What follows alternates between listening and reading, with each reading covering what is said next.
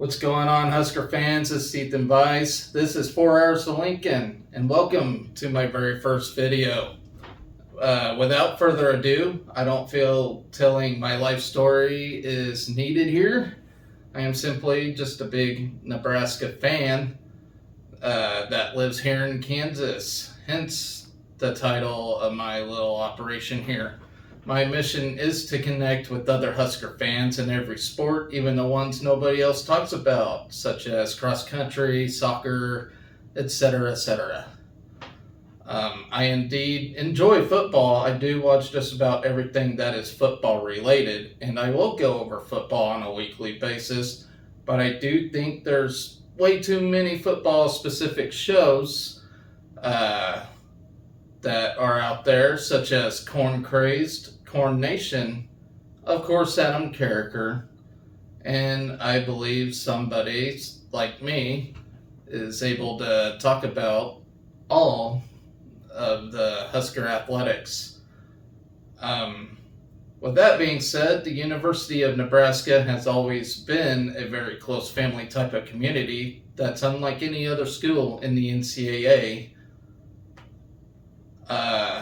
And for that, I do feel delighted to bring in predictions, reviews on a week-to-week basis from our soccer exhibition that starts this Tuesday all the way to the NCAA Track and Field Championships in June. So I will cover it all on a weekly basis. As you can see, I do have my little laptop right here beside me, and that's because I basically have to write down everything I say, or else my brain just goes nuts. So bear with me on that. Maybe in time I'll get better. Hopefully in time I do get better as far as material, production, edits, all that stuff, as we journey onward. I am not here for any kind of fame or money, just simply have a strong connection to Husker athletics and viewers such as yourselves. So after all that being said, for today's show, I would like to go over our upcoming fall sports to kick off the 2023-2024 school year. We'll start off with the sport that kicks it off this Tuesday in an exhibition game against South Dakota State, which is women's soccer.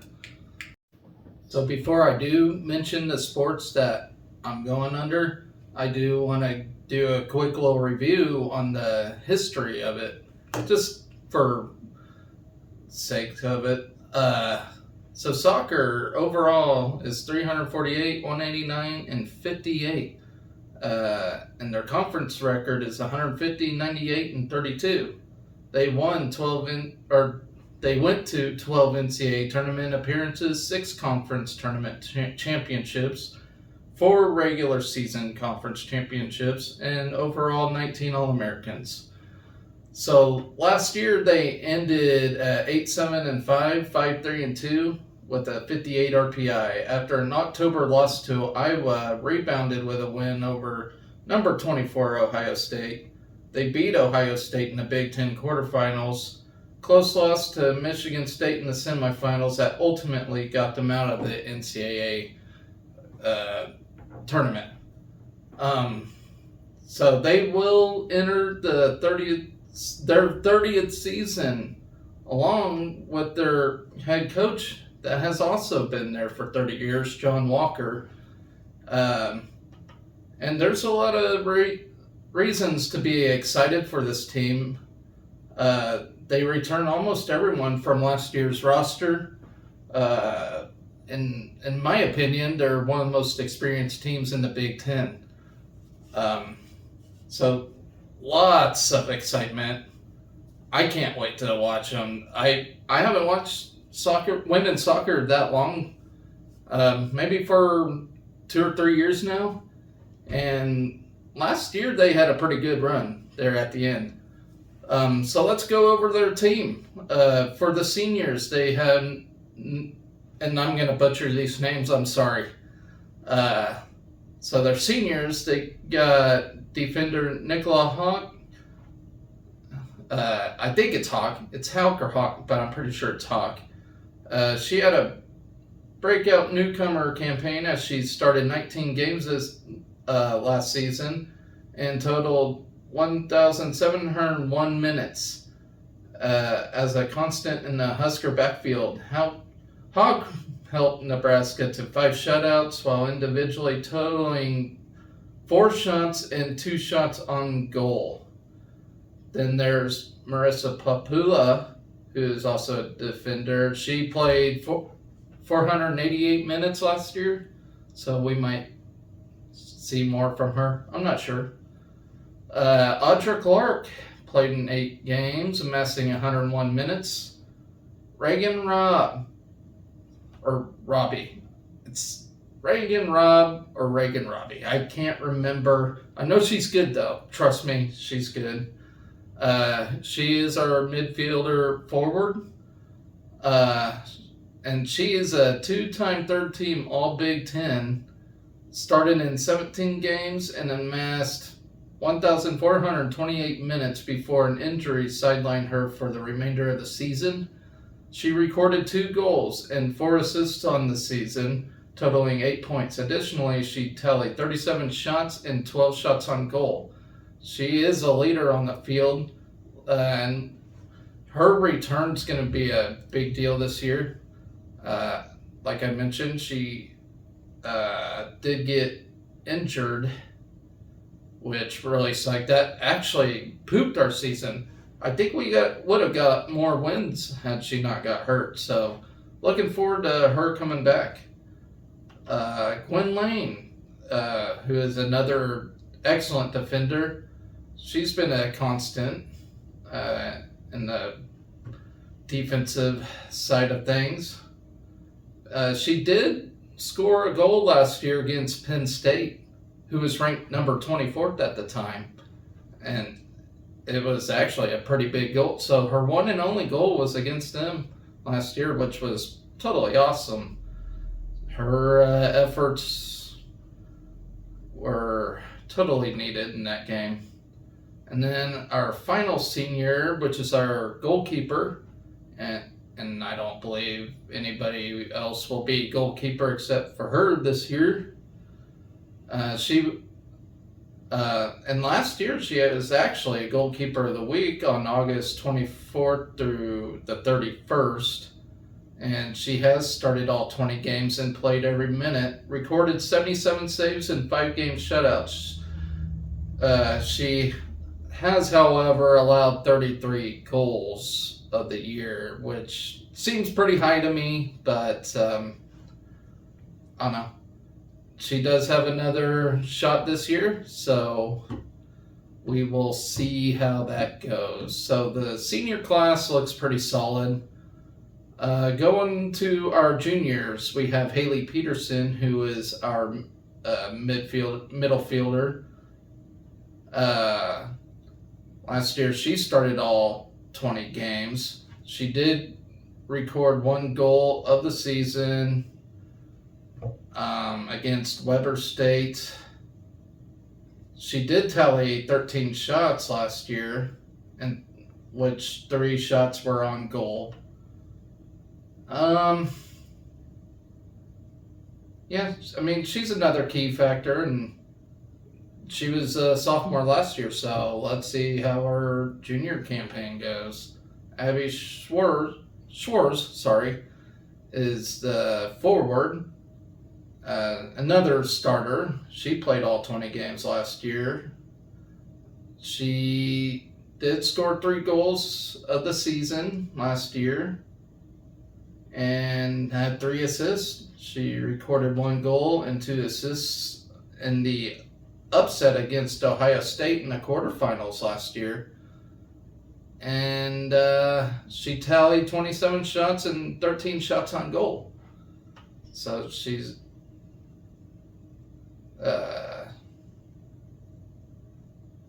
okay, yeah. I didn't know if I was under the right name here, but I was. Now we move on to Florence Belzile. She was tied for 3rd on the team with 3 goals and added a team high of 5 assists. She recorded a point in 6 games during the season while also tallying Bracing the Huskers' upset of number 24 Penn State. She recorded 29 shots of the year, 10 of which were shots on goal. Then here's my personal favorite, Sarah Weber. And I couldn't believe she was only a junior this year. I didn't even know she was a sophomore last year. The way she played, I could have sworn she was a senior, so I'm pretty excited she's back for another year. But let me read off. She was a first-team All-Big Ten last year, United Soccer Coaches Division I All-North Region, Big Ten preseason player to watch, Big Ten All-Freshman back in 2021, led the team with 10 goals, led the Big Ten with 81 shots, 28 shots on goal, achieved 3 game-winning goals, including against Penn State. So, when we played Penn State, we just went after them. And so hopefully we do that to every team next year, which I believe we can do. So now we're on to the sophomores. So we have Cece Villa, who is a goalkeeper and is a redshirted in 2021. Not much on her, but I will mention she's got a lot of academic success, so that's good. There's Sadie Waite, played in 19 games with 16 starts, first career and only goal, which was against OU last year, who we do play on Friday in an exhibition.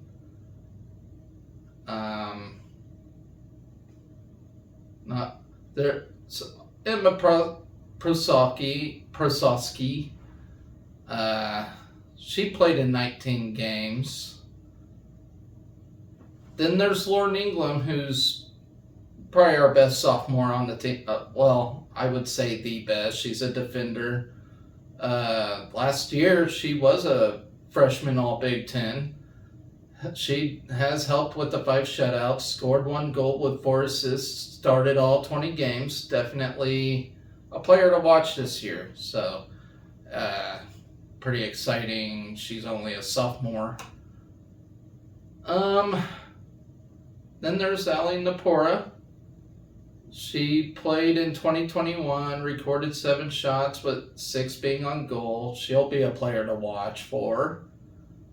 Then there's Briley Hill, who played 12 games last year as a defender. She might see a little more playing time. And then we have all our freshmen, which I don't know. A lot of them are out of high school and stuff. But there is one in particular that I do want to mention, and that's Ava. Like I said, I'm going to butcher these names. I am so sorry. It's either Ava or Ava Makavica. Let's see. So she is... Oh, man. She is the daughter of Jeff Makavica, who y'all remember was an excellent player back in the 90s for our football team. And, of course, her uncle's Joel Makavica, who is my favorite damn fullback of all time. He's a freaking stud. So, as far as freshman class goes, that's the one that I'm pretty excited to see just because she has family history here. I will read out the rest of the freshmen here. We have a redshirt, Ella Guyot. I don't know what position she's going to play just yet. They have her listed as a defender or middle field. Is it middle forward or middle fielder? I'm sorry. I don't know my soccer terms that well yet. But they do have her pretty mixed in there. Then there's Reese Bohr, who is listed as a defender. Alexa Goebel, who is Also on the goalkeeper roster, Samantha Corey, defender, Abby Vasek, she's another red shirt as a forward.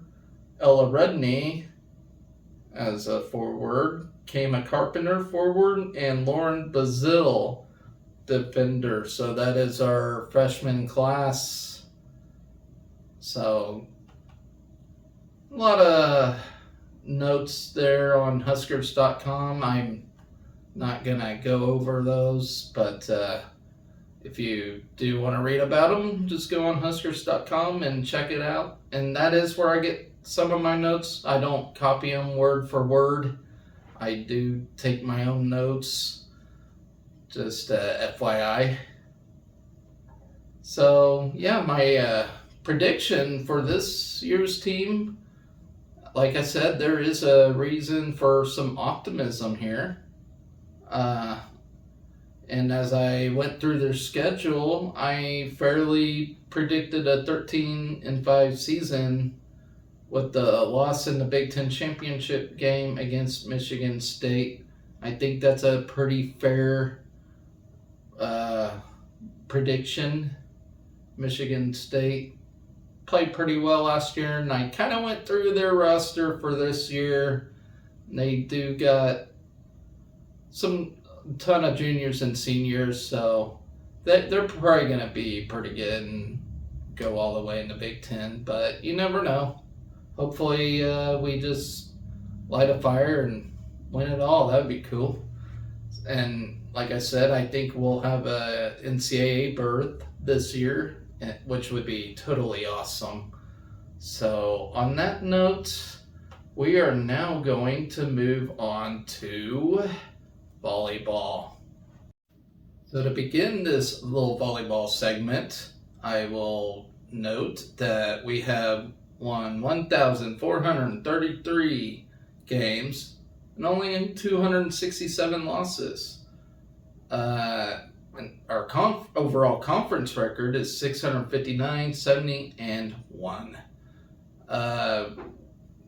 We all know we got 5 national championships, 5 runner-ups, 16 semifinals, and 47 tournament appearances, which is every tournament that has existed. 17 conference tournament championships. We don't play those anymore, but back in the Big 8 days we did. 34 regular season championships, 4 National Player of the Years, 2 National Freshman of the Years, and 4 National Coach of the Years, with 98 All-Americans. So pretty impressive numbers. So we do have some key losses, which really bites. One of them is Nicklin Hames, who was our setter. There's Kinsey Knuckles, who was basically our defensive specialist. Maddie Kubik, Caitlin Horde, Ani Evans. She transferred to San Diego after last year's season, and I wish her nothing but the best. And then Whitney Lonstein, who was a sophomore outside hitter. She had some family issues, which I will not get into. So that we have no seniors on this team this year. So pretty young team. It's juniors, sophomores, and freshmen. Mostly juniors and freshmen is the whole makeup of the team pretty much, with only 4 sophomores. So let's get into this roster. Starting with the juniors, we have Lexi Little Nuggy Rodriguez. Me and my wife like to call her Little Nuggy. I think it's kind of cute. She was the 2021 ABCA National Freshman of the Year, ABCA All-American First Team, ABCA North Region Freshman of the Year, Big Ten Defensive Player of the Year, Big Ten All-Freshman Team, 2022 ABCA All-American Second Team, 2-time ABCA All-Region Team, 2-time All-Big Ten First Team, led the nation with .128 opponent hitting percentage, recorded 25 service aces, and had 135 assists in Nebraska's 6-2 system. So with the 6-2 system, I guess not a lot of teams run it.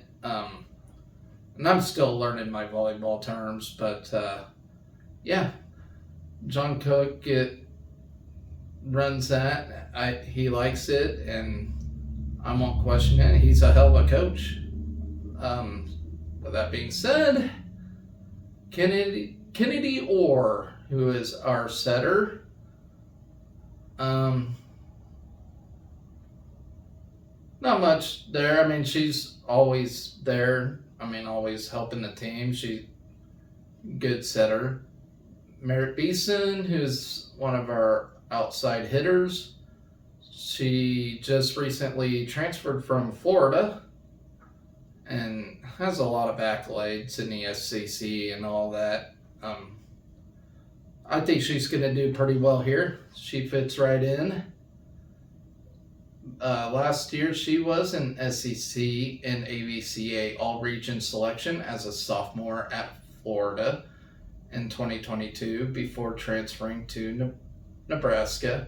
In her sophomore season at Florida, helped the Gators win a share of the SEC championship by averaging 3.35 kills per set with a .261 hitting percentage.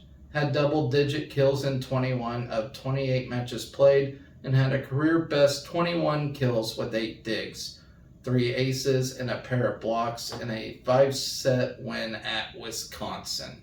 So, yeah, she's going to be awesome. And to further note, we do have a ton of outside hitters on this team. Like, that rotation's pretty freaking impressive, if you ask me. With another one being Allie Batenhorst. Last year she played in 26 matches. 2.33 kills per set to go with the 1.06 digs per set and 0.57 blocks per set and 72 total sets played. Then there's Lindsay Krause, and she basically played every game last year. She's pretty freaking awesome. Our sophomore class, we have Becca Ellick, who is a middle blocker. She's really good. She was named to the ABCA All-Region team after finishing her first season as a Husker with 1.89 kills per set, etc. So just know she's good. Y'all watch volleyball, you know how good she is. Then there's little Maisie Bosinger, who I like to call Little Nuggy too. She just a cute little thing. Last year she did play in 23 matches and was a serving sub. She's gonna have a pretty good season, I think. Then there's Hayden Kubik. She is the younger sister of Maddie Kubik, who was basically another legend here. There's Maggie Mendelson, who's our middle blocker. She'll have a big year too. Then there's some fantastic freshmen coming in here. We have Bergen Riley, Lainey Choboy, Caroline, I'm going to butcher this name, Caroline Jurvicius. And I should know that last name because her father was Joe Jurvicius, and he won a Super Bowl with the Buccaneers. So how I don't know that last name is beyond me. I mean, I follow football like most Husker fans, but for some reason don't know that name. And it's not like I'm young. Andy Jackson, who's a middle blocker, she's going to be good. And then everybody's favorite freshman coming in is Harper Murray, who we all know was a National Gatorade Player of the Year. And all these freshmen coming in have played internationally as well. So, summing up, John Cook, he's just an excellent recruiter. He knows what he's doing. I mean, he's got 4 national titles under his belt. So, my prediction, and I'll just make it simple for you. Every year I just pick them to win national championship. Of course, that's not the case, but it's just easy to do. We're always in the tournament every year, and we always played very well. So it's just hard not to pick them to win a natty every single year, and this year's no exception. And one cool thing is he hired Jordan Larson in an assistant role, so that's going to be pretty cool to see. And here at the end of August is going to be volleyball day at Nebraska, where we sold out Memorial Stadium, and I think that's really, really cool for women's sports in general. I mean, nobody does that except us, so I think that is just spectacular. And with that being said, with having that, I think that's just gonna get everybody all amped up and excited, and we're just gonna go all the way and win it. That's my prediction on that. So, really cool stuff.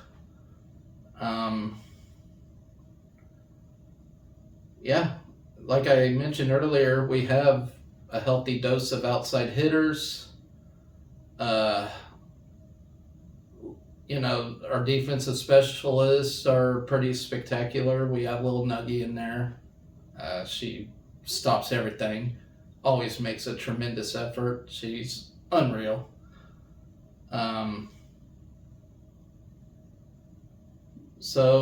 With that being said, I think we're going to have a pretty spectacular year. So we will see. Moving on to football. So before I do begin the football portion of things, 2 quick notes that I forgot to mention earlier. So on the volleyball side, the one thing that's been a thorn in our side for several years has been the Wisconsin Badgers. I believe they beat us 10 games in a row, which really sucks. I don't know what it is about them, but hopefully we can come out with a win against them this year. That's what I'm hoping. I don't know what kind of crap they're putting in their water there whenever they play us, but they always just dominate somehow when we play them. I mean, we play the Stanfords and all that really well, but when it comes to Wisconsin, they just seem to kick our ass. I don't know what it is. So that's a key to this year is, can we beat Wisconsin? I think it's so. I'm thinking so. Hopefully that's the case. I hate playing Wisconsin, but it is part of it, and we'll just see from there. And the other thing I wanted to mention was just real quick. I'm not going to get too deep into this, but the whole, big conference realignments going on right now. All this crap had to occur while I'm trying to start the show, but so maybe another time we'll talk about that. But just let me see what your thoughts are on that. In the comment section, tell me what you think about that. I'm not a big fan personally. I think that kind of sucks. I don't even know how it's gonna work. I mean, and not just for football. But they like all the sports. It's I don't know how it's gonna work. I mean, you got people that's gonna have to go coast to coast all the time, and I just don't dig it. I really don't. And yeah, and I think it all changes next year, and in football, we ain't gonna have the divisions anymore, so it's gonna get tougher from there. No more worrying about winning your division. You gotta be like top. Well, that's the other thing. I like in football. I don't know if we're gonna have like an official conference championship or it's just outright. I don't know how that's gonna work. Um, I guess we'll see. But yeah, the whole conference realignment thing is. I'm not a big fan of it.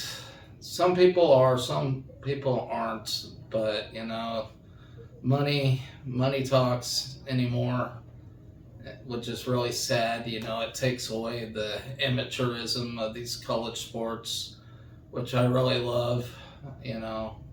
I just hate it. I miss the days when these people didn't make this NIL money stuff and whatnot. It's all a changing in the college sports world, and everything's just money, money, money, money, money. But anyway, moving on to football. So, here's our history in the football world. We have won 912 games, lost 417, and had 40 ties. Of course, we have our 5 national championships, 46 conference championships, 10 division titles, 3 Heisman Trophy winners, 32 major trophy winners, 110 first-team All-Americans, and 520 first-team all-conference selections, which is an NCAA record, so that's pretty cool. So I'm not going to get into key losses because I'm going to start football fresh because honestly the roster's just too big, and so yeah, the one exception is I'll just mention Miles Farmer real quick. So last year he was the second leading tackler. And I don't know what's going on with him, but I guess to start the fall practices on last Monday, I believe that was, he was not on the 120-man roster. He was suspended by the coaches, so he must have broke some rule of some sort. I don't know. I don't know the whole detail of that scenario. But it seems like he just didn't really care for it there too much with the new coach regime and everything else. And I guess it's hard to have a new coach and whatnot and not used to doing what you normally did with the previous coaching staff, but best of luck to him, and hopefully things work out for him. I'm not a big fan. That's another thing. I'm not a big fan of the transfer portal. I do believe I was raised, when you start something, you finish it, but in this day and age, you got the transfer portal and blah, blah, blah, and whatever, that's just how it goes anymore. Everybody wants the immediate satisfaction and whatnot. That runs a lot of things, but I won't get into any of that crap. But I do wish him the best. I hope he finds what he's looking for, football wise. But yeah. So let's see. Now we are going to break down the roster for this year, starting with quarterbacks. So Jeff Sims looks like he'll be the starter. Looks pretty clear to me. He attended the Big Ten Media Days. You know, like I mentioned earlier, I work 6 to 4 jobs, so I don't have like all the time like a lot of these other channels do to break down like how people performed at other schools or whatnot. But I did catch a quick glimpse of Jeff Sims's playing days at Georgia Tech, and he looks like a stud. And and he's a junior, so it's pretty cool. We'll have him for 2 years here, but he looks like he has a good solid frame, can run well, and we'll probably need that with the offensive tackle unit that, based off of last year, quite sucked, to be honest. I was not impressed with our offensive line. I think they were trash, and I don't think it's so much the players as it was the coaching. That's my honest take. Although somehow, some way, surprisingly, we managed to keep Donovan Raiola on the staff when Matt Rule got hired. I think he was the only guy kept. But nothing against the players or whatnot. I honestly think it was just the coaching and the confusing blocking schemes or whatever. But that's just me. That's my take on it. I don't know. But because we just seem like we're running around with like chickens with their heads cut off. Most time, like we look confused, we look lost. But I don't know. Maybe Matt Rule sees something in him. I mean, I can't argue with Matt Rule. I mean, he turned Temple around. I mean, Temple is not historically a great football program, and I think they fell off recently since Matt Rule's been gone. But, I mean, if you can turn Temple around, then for goodness, you should be able to turn Nebraska around. And so I'm not really going to argue him, he's proven success. But the only thing is, how long will he stick at Nebraska? I mean, he's been at Temple for like a few years, same as Baylor. But I don't know, he does seem to like it in Lincoln. Which is great. He says it seems like a fine place to raise his family at and stuff, so maybe that indicates he plans on sticking around for a while, and hopefully he does with success, But anyway, I'm getting far off subject here. But our quarterback situation, like I said, it looks like Jeff Sims is going to be the starter, which is great. We do have a quality backup out of Chubba Purdy. He don't have the same play style, but he did get some playing time last year and did okay. I mean, not the greatest, but he did play under Scott Frost, who I'm not gonna sit here and bash the last coaching staff. I'm not here to bash anybody. That's just not what I do. But, I will say I wasn't a big fan of how they ran any kind of scheme. He couldn't even run a special teams. I mean, when you have like a 3-touchdown lead and you do an onside kick, that's ridiculous to me. So, like stuff like that. He just, I don't even want to get into that. But, maybe it's just a change of how we run things.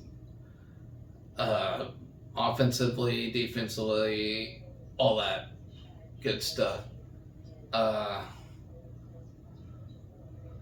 I don't know how you pronounce his name, Heinrich Harburg or whatever. I don't got much on him. I haven't really looked him up much. Then we have Jack Woke or Woche. Like I said, guys, I'm gonna butcher these names till I get it right. But that Jack Woche, he transferred from Ole Miss. Won a national high school championship at IMG Academy. That's pretty cool. I mean, that's a heck of a place to go to. Then we have Luke Longwool, who spent one season at Iowa Western. His big question is, can he stay healthy? He looks like he has some injury bugs surrounding him. But yeah, so that's our quarterback situation.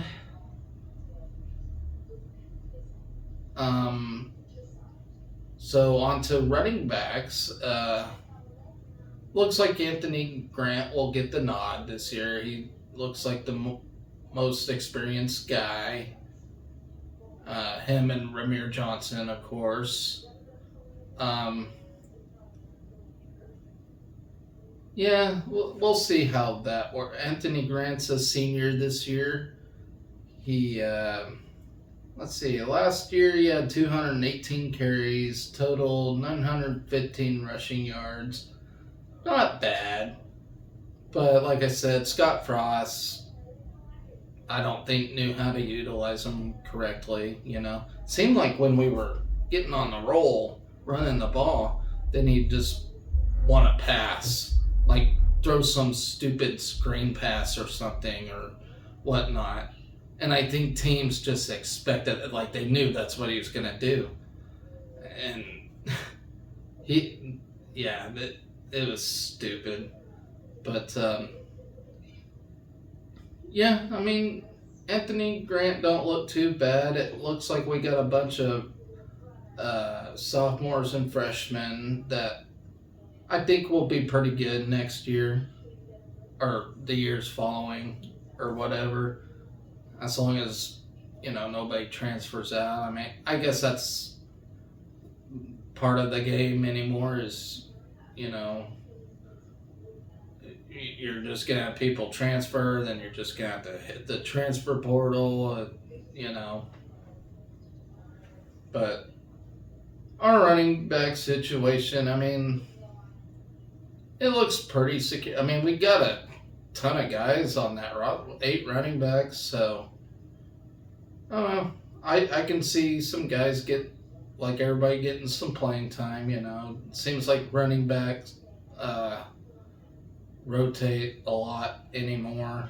It's not just one guy running a show anymore, You always have guys swapping in and out. So we got enough running backs to keep our running game going, which is what Matt Rule likes to do. So that's great. I got 9 tight ends on the roster.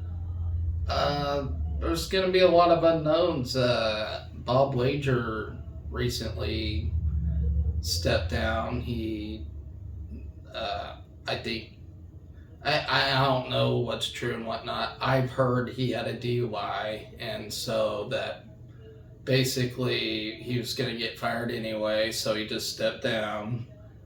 Or not stepped down, but resigned. And so, looks like Josh Martin will replace him. I don't know much about Josh Martin. Any of the assistant coaches, I don't really study up on them, but I did see he previously worked with tight ends at SMU and Arizona State. And the coaching staff as a whole don't seem to have a problem with that. I guess he's pretty well respected in that category, so that's good. Maybe not much will change since Bob Wager's departure, but we will see. But like I said, tight end, I don't know who's going to get the start. I mean, there's Thomas Fedone, John Goodwin, Eric Gilbert, a whole new coaching staff, whole new scheme. So I don't know how these guys are going to be utilized or anything.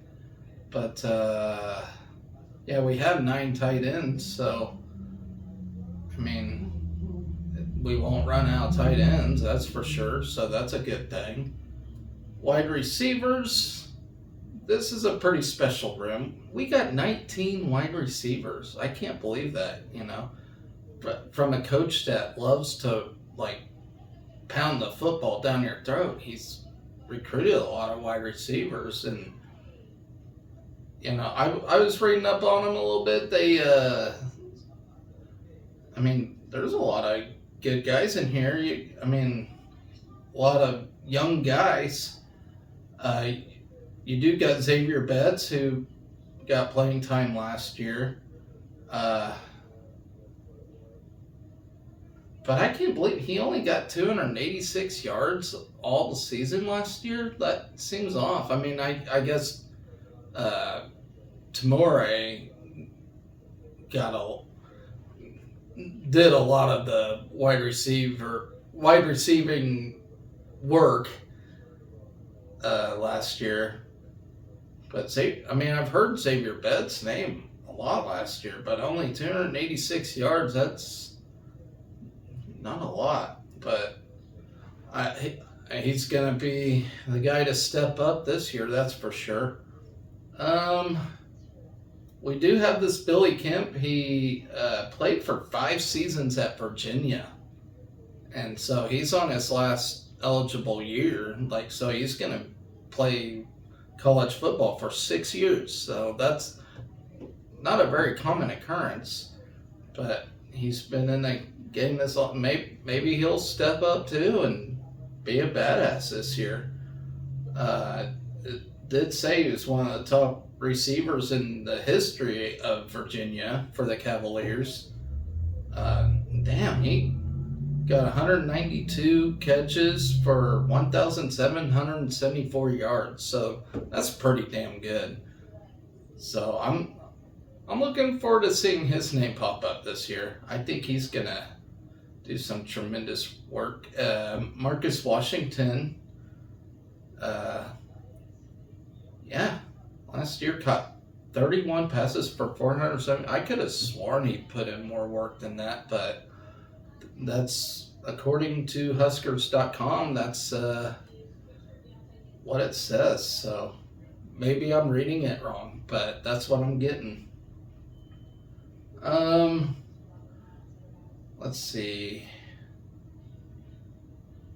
So we got Joshua Fleeks, who is a senior. He played 4 years at Baylor. He was originally recruited by Matt Rule when Matt Rule was at Baylor. So he saw Matt Rule got hired here, so he was like thinking, you know, I like that guy. I want to play for him again. So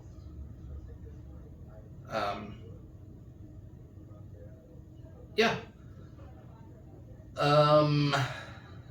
Let's see. So, like I said, 19 wide receivers in that room. And that's basically the guys who I would look for that I just mentioned. Everybody else is either a sophomore or freshman with nothing to show for it yet, but maybe in time they will.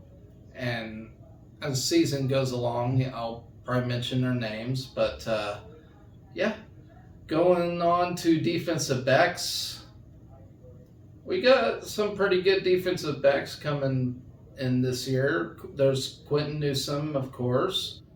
Let's see.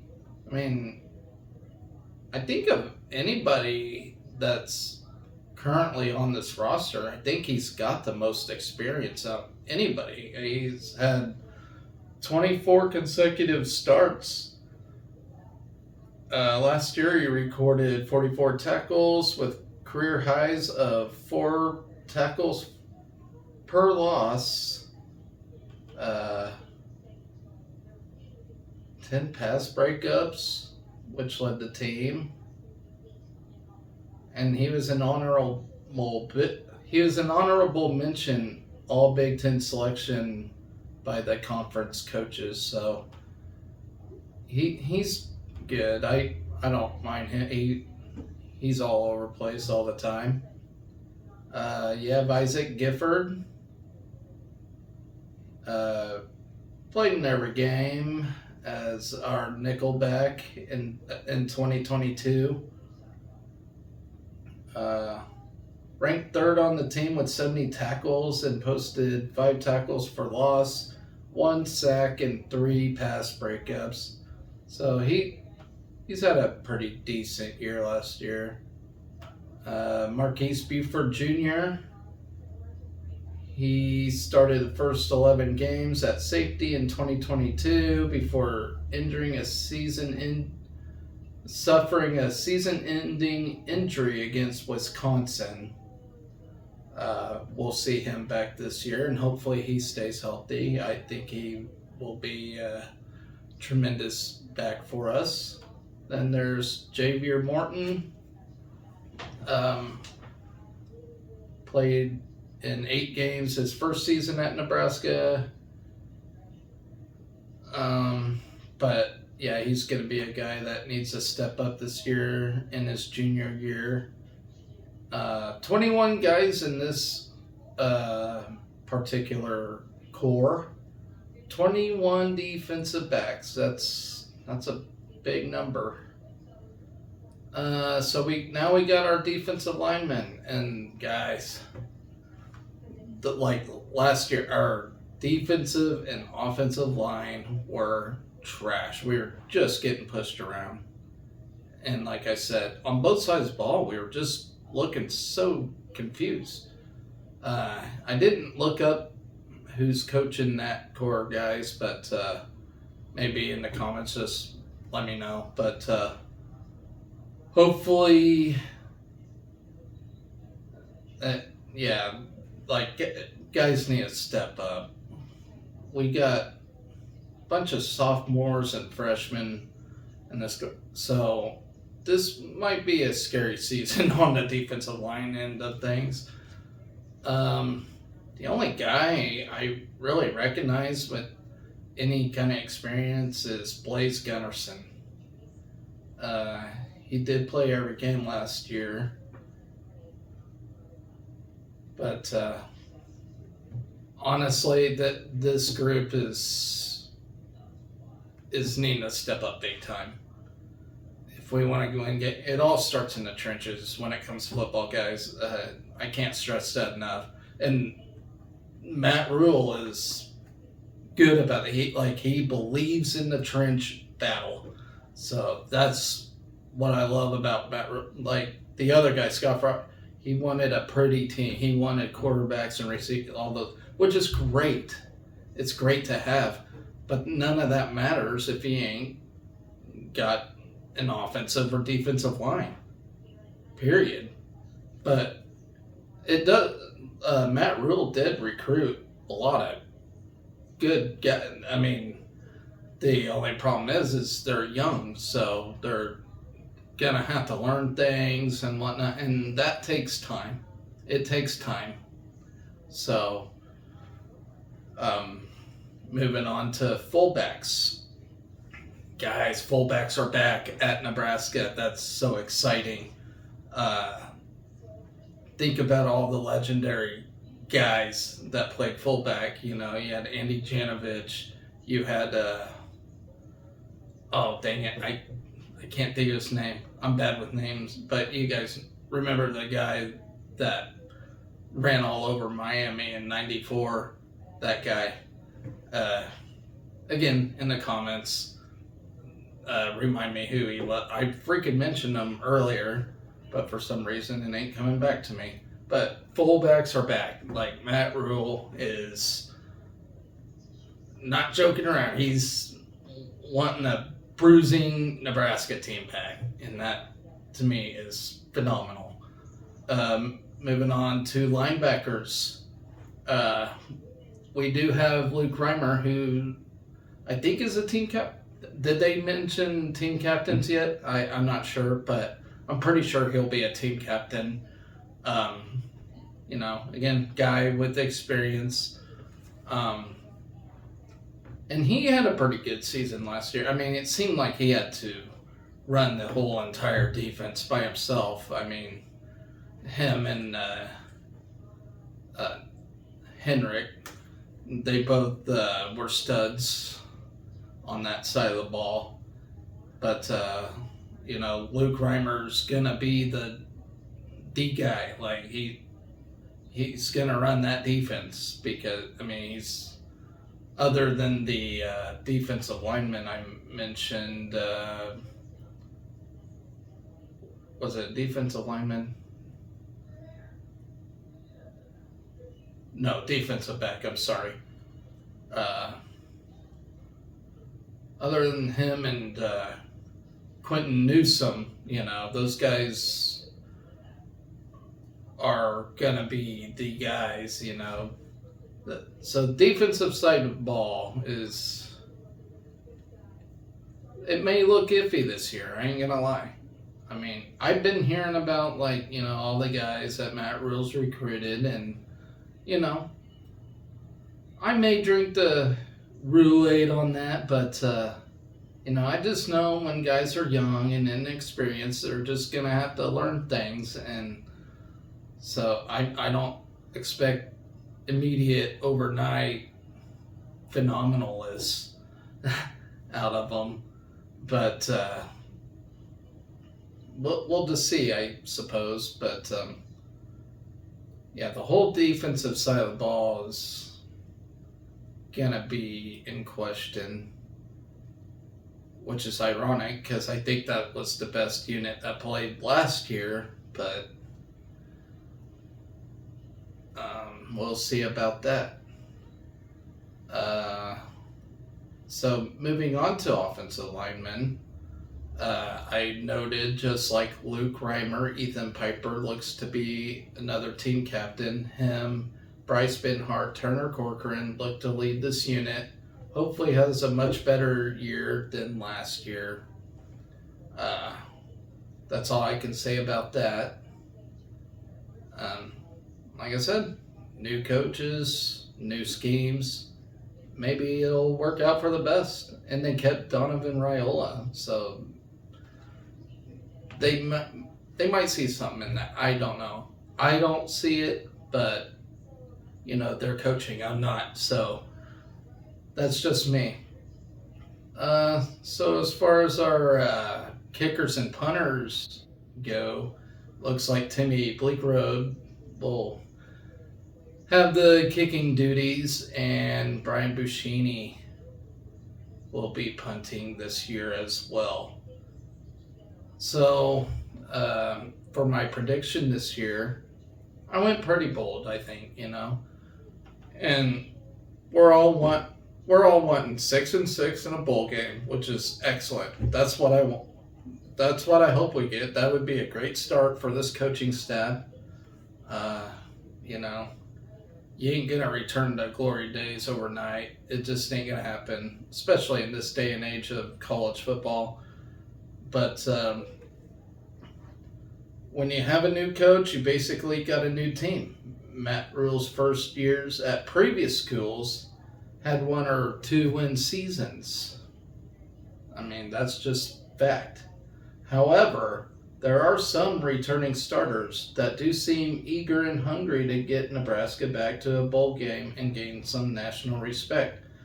After breaking down each game, I picked an 8-5 season,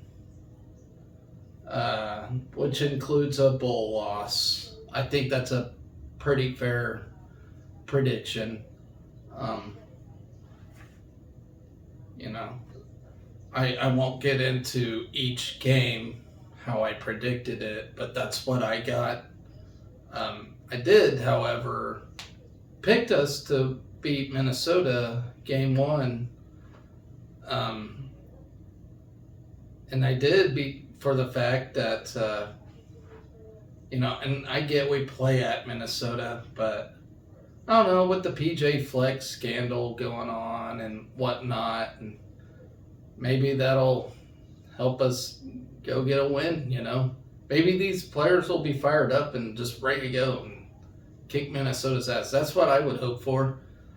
But that's one game I did pick to win.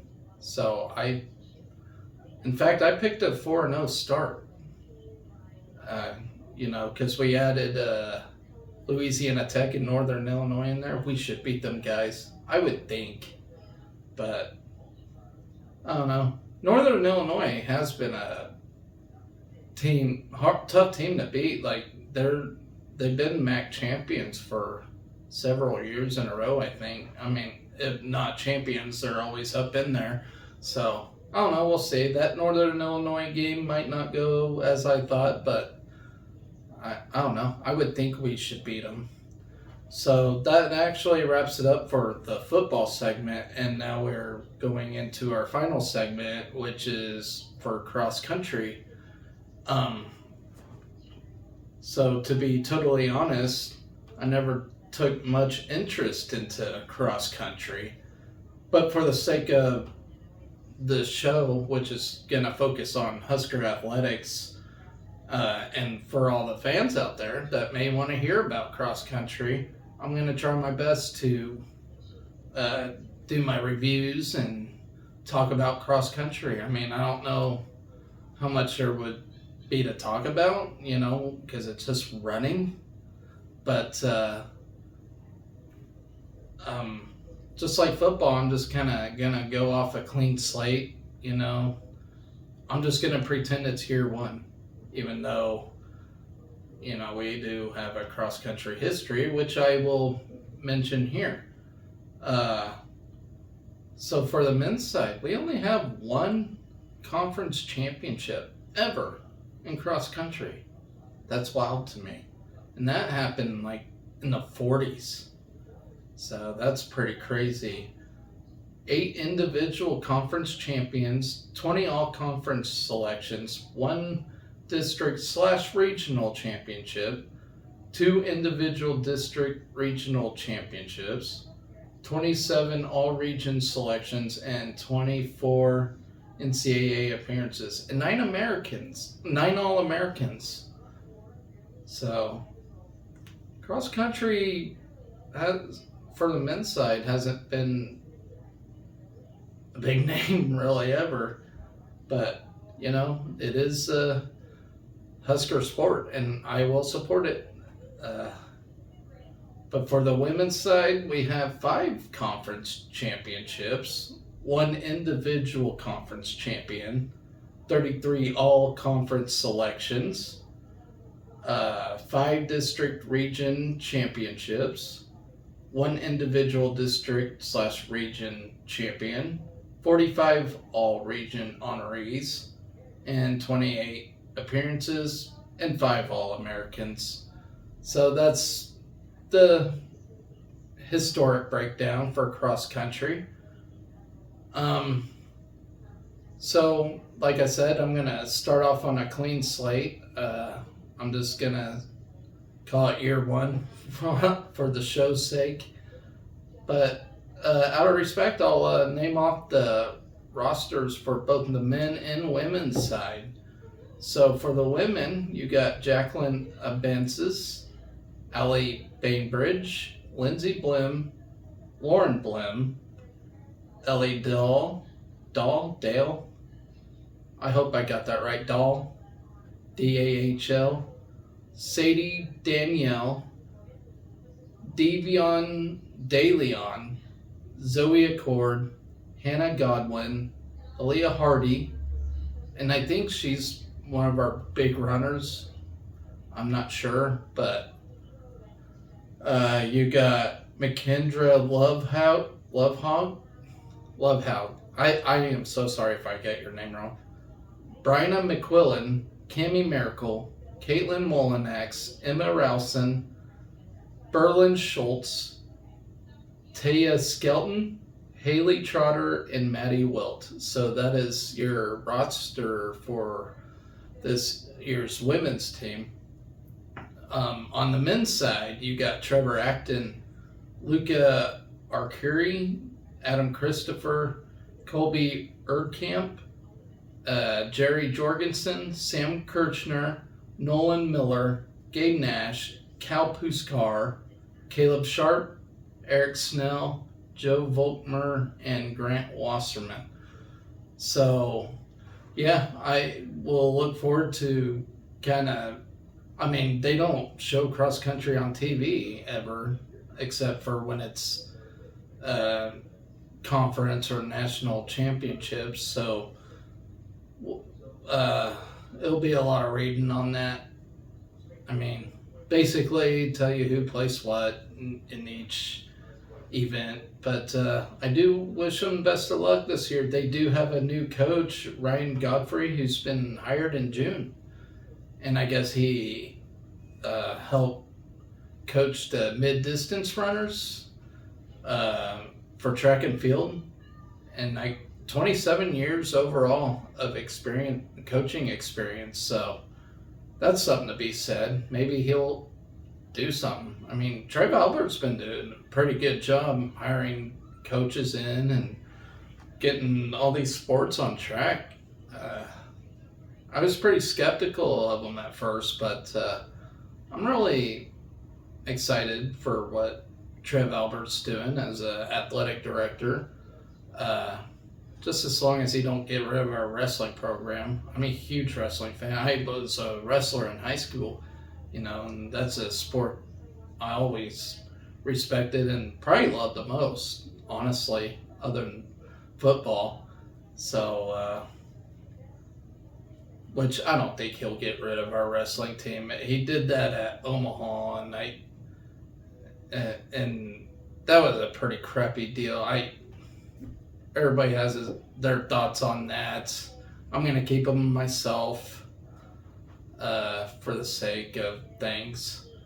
But that pretty much wraps it up for all the fall sports. So that about wraps it up for this very first show, guys. And I hope you enjoyed it as much as I have.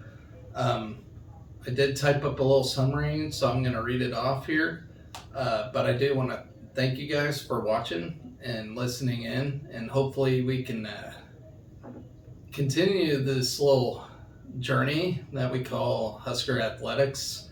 But without further ado, I'll read it up. As I said, I hope to see you guys every week as I review, recap, analyze every Husker sport for the 2023-2024 season. As the winter sports approach later on, I'll do the same type of show, so on and so forth. Basically continuing the story that is Husker Athletics. I've been a fan since I was born, and I want to share my love with you guys, the fans. I am not a complete expert or odds maker. I do work a regular 6 to 4 job, so that takes me completely away from behind the scenes at what goes on from a day-to-day basis at the University of Nebraska. Hence why I call this channel 4 Hours to Lincoln, because I am a Husker fan that happens to live in Kansas and do claim to be the biggest fan in this state. I really do think this will be a huge and exciting year at this great university. You do got Jordy Ball returning home after 2 national titles at OU, Ridge Lovett, and hopefully Peyton Robb, who actually suffered a critical infection that he almost had to get his leg amputated, but it was a scary ordeal. But so hopefully he can return soon. I want him to heal first before anything, But when or if he comes back, he'll do great. I just hope nothing but the best for him. I hope he heals, and I want his health comes first and foremost. But so you got them guys in the wrestling room. So completely off track of my little statement here. Casey Tominaga and Sam Hoiberg hope to bring this basketball to greatness. We've never been great at basketball. We never won a NCAA tournament game. But I do have a wild, bold prediction for that. I think it's going to happen. I think it's finally going to happen, guys. These guys are exciting. But I may be getting my hopes up too much. But that's what I'm hoping for. So you got Casey Tominaga and Sam Hoiberg, and, along with the other guys. But those are the two big names that I'm really excited for. Another thing is, will Will Bull keep his job after this year? I hope so. I mean, he's played on the great Husker teams back in the early 2000s, and I got respect for that guy. He's a competitor, but he makes some lousy coaching decisions, I guess you can say. Like, he's a guy I want to stay, and I hope he does well. I really, really do.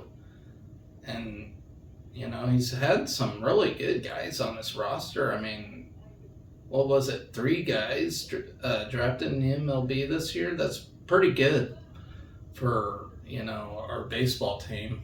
So I really do hope he,